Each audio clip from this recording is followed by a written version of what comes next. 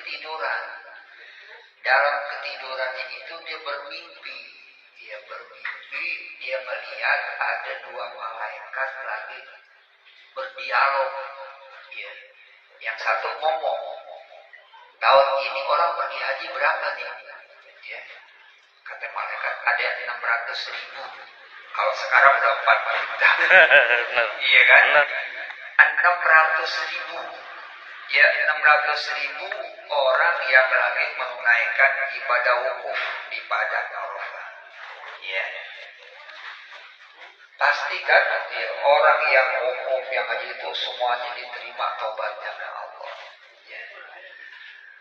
Tapi ya, seluruh orang yang lagi wukuf ini hajinya nggak diterima oleh Allah, kecuali cuma satu orang doang ya, yang diterima.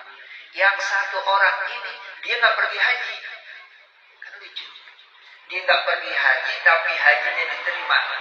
Dengan sebab hajinya yang satu orang ini diterima, 600.000 orang itu jadi diterima hajinya oleh Allah SWT. Ya. Nah, yang satu orang ini nggak pergi haji, dia tinggalnya di Syria, di Damaskus. Ya, namanya Fulan bin Fulan. Nah, ketika ulama itu bangun dari tidur, dia kaget. Setelah diselesai menunaikan ibadah haji, dia mencari tuh, dia pergi ke Syria, dicari di Damaskus, kampungnya ini, ketemu sama orang itu. Ternyata tukang sol sepatu. Tukang sol sepatu. Ulama ini nanya, kenapa orang begitu mulia ya, insya Allah. Ya, sampai dia nggak pergi haji, tapi hajinya diterima dan menjadi penyebab 600.000 orang hajinya jadi diterima gara-gara dia. Ya, akhirnya dicerita, ya, saya ngumpulin duit untuk haji ini udah hampir 30 tahun. Ya, dari hasil dia ngesol tuh dikit-dikit dikumpulin, dikit-dikit dikumpulin, dikit-dikit dikumpulin. Ketika udah pas nih buat pergi haji, bininya lagi ngidam.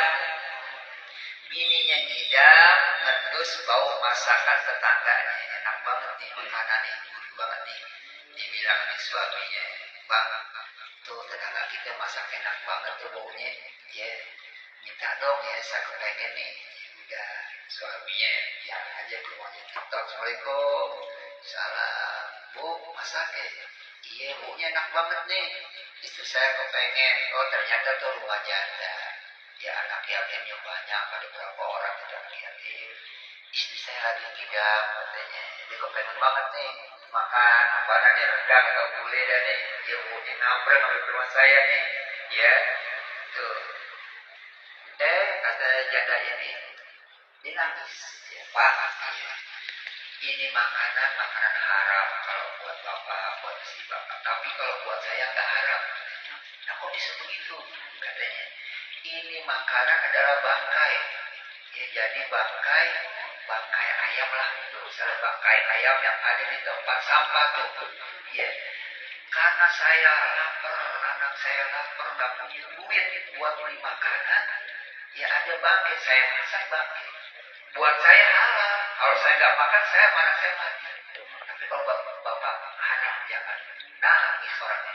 Dia dengar ibu janda ngomong begitu ya. Ternyata dia punya tetangga yang kelaparan, dia nggak tahu. Dipulang ke rumahnya, diambil duit yang buat hajinya itu, dikasih nih duit saya.